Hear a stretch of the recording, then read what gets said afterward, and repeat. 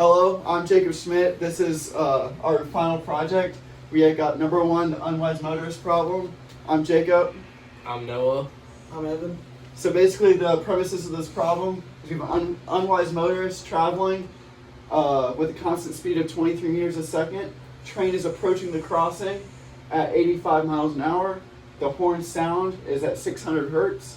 This angle, phi, is 46 degrees, and the time it takes for the horn to reach the driver is 0.54321 seconds. And now we're going to go into each part of the problem. Okay, so in part A of the unwise motorist problem, we're looking for the velocity of the speed of sound in air, but in this problem we're particularly looking for the speed of sound in air at 20 degrees Celsius. So to start this off, we need to know the constant of the velocity of sound in air, which is 331 meters per second. In the problem, we are given our 20 degrees Celsius as our temperature. So the formula to find the velocity and speed of sound is 331 meters per second plus our 0.61 meters per second multiplied to our temperature. The reason we're doing this is because for each degree Celsius is equal to 0.61 meters per second. So you multiply this and add it back to the original constant of 331 meters per second. So we plug in our numbers to the formula to get our velocity of sound is equal to 331 meters per second plus 0.61 meters per second multiplied again to 20 degrees Celsius. So when you do the calculation, you get 12.2 to add back to our 331 meters per second constant to get our velocity of sound final in 20 degrees Celsius air to be 343.2 meters per second. In problem B, we're trying to find the minimum speed that the car has to travel to avoid being in collision with the train at our rail crossing. So, using our last answer from part A, which is the speed of sound at 20 degrees Celsius, we can plug that into our formulas, which is going to be our velocity formula, which is distance over time. We can rearrange that and put it into distance equals velocity times time. Using this, we have our distance equals our velocity, 343.2 meters per second, times our time, which is given us in the problem, 0.54321 seconds. Multiply those out and we get our distance from the car to the train as 186.32 meters. Our next step is going to be finding our distance from the rail crossing and our train in the crossing. So, using the angle given to us in the problem, 46 degrees, which is our phi, we can do cosine of 46 degrees times our distance between the car and the train and get 129.43 meters, which is going to be this side right here. And then to find the distance between the train and the crossing, we can use sine of the 46 degrees times our distance between the car and the train and get 134.027 meters. And in the problem we're given that the back of the car and his head is 1.8 meters, and to account for this, we can add it to our distance between the crossing and the car to get to the rear of the car. So we'll add our 129.43 plus our 1.8 to get 131.23 meters. And we'll use that in the next step. But first we have to find our time for the train to reach the crossing, which we can do by taking our distance from the train and the crossing and dividing it by our velocity of the train. And in the problem we're given that the train is going 85 miles an hour, which we can convert to meters per second, and have 37.9984 meters per second. So once we divide that out, we have 134.027 divided by 37.9984 to get 3.527 seconds. We'll take our time and our distance given to us from the in the real crossing and plug it in to our kinematic equation for distance displacement. So once we rearrange this to find our acceleration, which we need for the last step, we have acceleration equals 2 times displacement minus initial velocity times time over time squared. Once we plug in all of our numbers, multiply and divide everything out, we get 9.601 meters per second. Now that we have our acceleration and our time, we can use our last kinematic equation to solve for the velocity needed for the car to beat the train to the crossing and avoid a collision. So we use our initial velocity given to us in the problem as 23 meters per second, added to the product of our acceleration and our time to get 51.41 meters per second. Hello, I'm Jacob Schmit. This is part C. You just saw Evan do part B, and I'm just gonna start by reading the question so we know what we're looking at. If the driver comes to his senses and concludes that it's better to stop the car, I mean, obviously you don't get run over by a fancy old train over here, so you want to stop the car. At what minimum constant rate, magnitude only, must he decelerate to stop the car to avoid being hit by the train? We're looking for acceleration. It's given in the problem, meters per second squared. So we're looking for acceleration, but there's a few steps to get there. We're looking for right here. Here's car going at 23 meters per second, right? You want a velocity of final at the end of this run needs to be at 0 because he's stopping before the train. So we got velocity final of 0, stop before the train, just said that. Velocity initial, given in the problem up top. Velocity initial is 23 meters per second.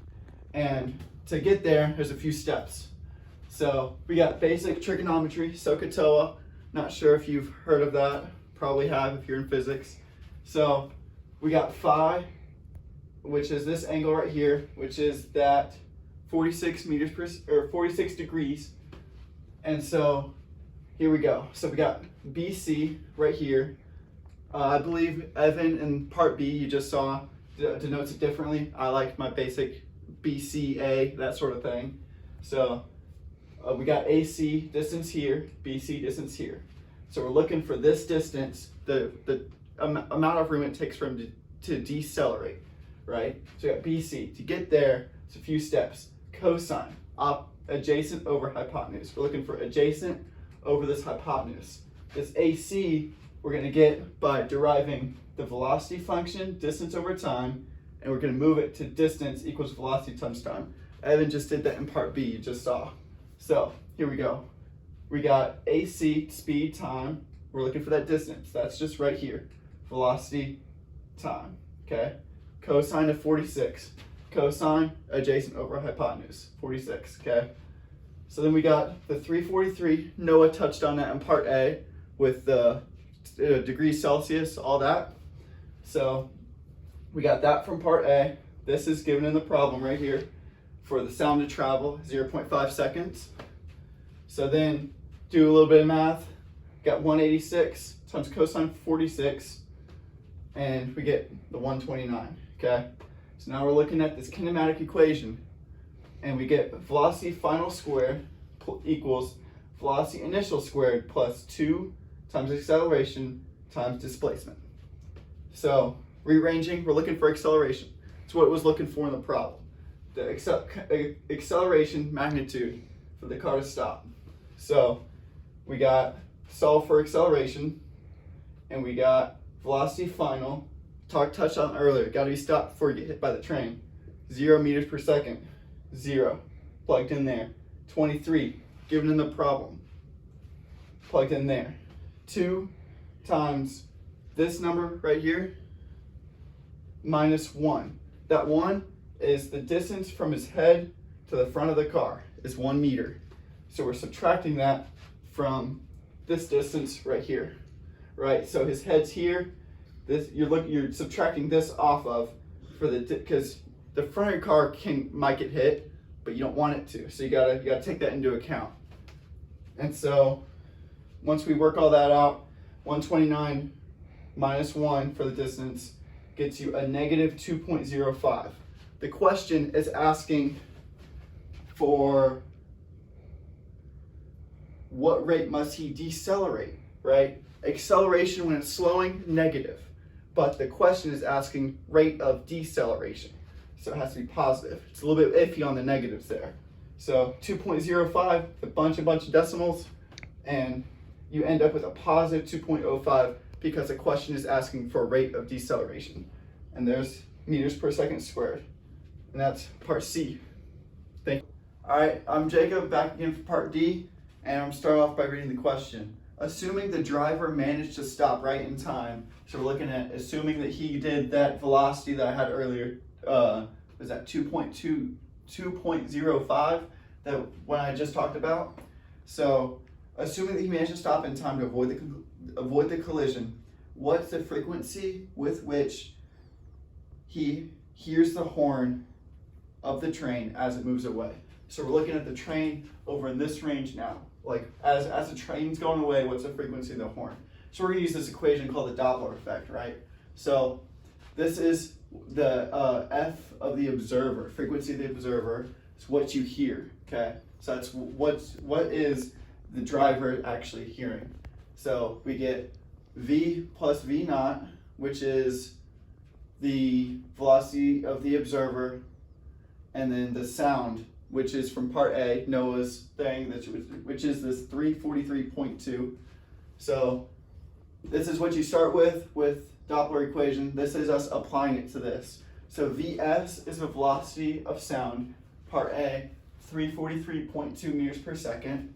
And then the VO is 0. So it just kind of goes away here. Vs, again, velocity of sound. Vt this time is velocity of train.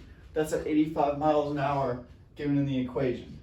So we move that to 37.9984. I believe that was covered in part B as well, moving it back and forth. And then we got just plug and chug. So you got 343.2 plus 0, add these two together, and then this FA is what the sound waves actually are. And that's given in the equation. Horn sound 600 hertz. So plug it in here, multiply it all out, you get 540.1597. So the horn as it moves away is reading at a frequency of 540.16 hertz. Okay, so for our conclusion, we're just going to go over why each of these answers, just really make sense. And so for my part that I did A, so the speed of sound at 0 degrees Celsius is 331 meters per second. So with our temperature being 20 degrees Celsius higher would mean that the sounds could travel faster in the warmer air, which would give us 343 meters per second. So it proves that with the warmer air, the sounds would be traveling faster than it would with a colder temperature. So Evan will explain why B makes sense. So in part B, we were trying to find the velocity of the car needed to where it would not come into a collision with the train.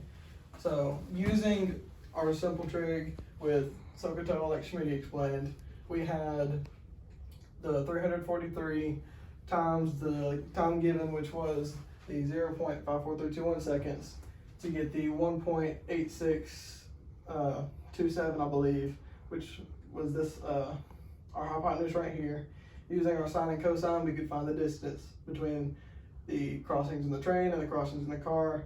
Using two kinematic equations for each, we could find that the car ultimately needed to be at 51.41 meters per second to be able to avoid a collision with the car.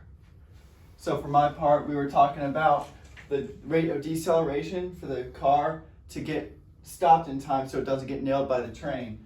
And so using all those trigonometric functions, we were figuring out using sine, cosine, and then the velocity functions, distance functions, all that. So we figured out that the acceleration needs to be 2.05.